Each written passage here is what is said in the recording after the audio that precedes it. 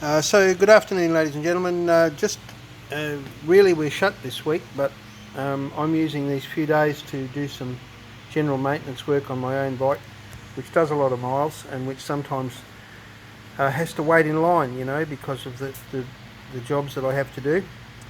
So this is a rebuildable drive shaft, and I just took it apart to service the splines and one thing and another. And I just thought I'd take it apart and show you what the rebuildable part is all about.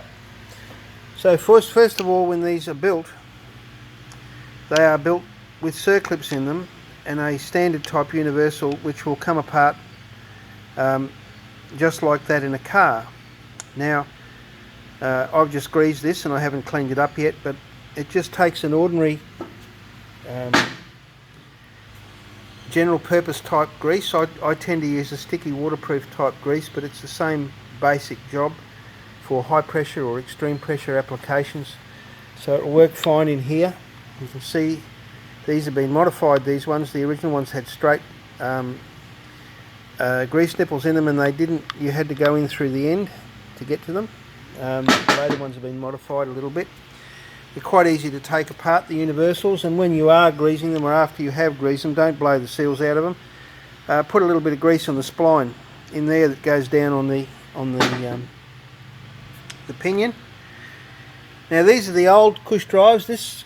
I can't actually find when I put this in. I think I was still at the John Deere in Woolshed when I put this drive shaft in. So that's got to be 4.5 years ago, and I know that I've done about 50,000 Ks in 18 months. Or a bit less than 18 months. So I don't know, maybe 100, I don't know. But they're the Cush. That's the Cush. In an ordinary factory one, it's actually a bonded in thing between an outer and an inner, and on these, this has been designed superbly actually, so that it comes apart. There are 6 rubbers in there, side by side, and that's the female, this is the male side of it, to hold them all in place. And all you do is, these are the new ones that come in the kit. You get a spare set. I'm going to change them just because I've done that many Ks on it. I'll keep those. They feel, compared to the others, they're a little bit sort of rubbery. These are more stiff. So I'll put the new ones in and keep the others as a spare, and I might buy another set off John just to have here on the premises. But that's all there is to it. You simply put these in, load them up like bullets in a gun. I'm going to put a bit of silicone lube on there, that dry silicone lube, just to help them slide in because they are pretty sticky.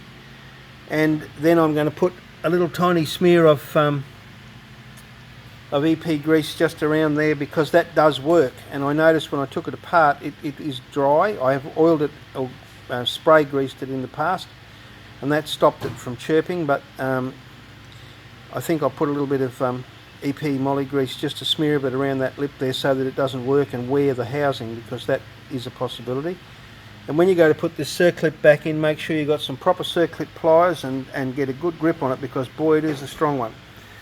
Anyway, that's all I've got to show you. I hope you get something out of this. If you have one of these drive shafts, although it is rebuildable, the trick to it is it also must be serviced. So don't go without greasing it, and don't go without checking on it, or you will be buying another one in the not too distant future. They need to be greased. The spline needs to be greased in any case, and once in every 50 or 60,000 Ks, you should pull the Cush apart and have a look at that and make sure that it's still operational. Take care, ride safely until we meet again.